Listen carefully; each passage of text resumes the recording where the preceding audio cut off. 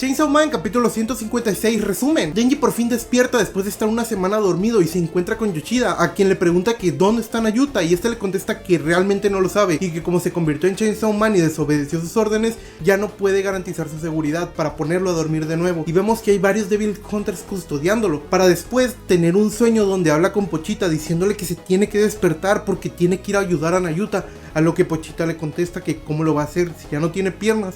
Y vemos que los Devil Hunters lo están cortando en cachitos, pero al final tenemos un pequeño rayo de esperanza, ya que vemos las piernas de alguna persona. Muchos creen que es Riz. ¿Tú quién crees que es?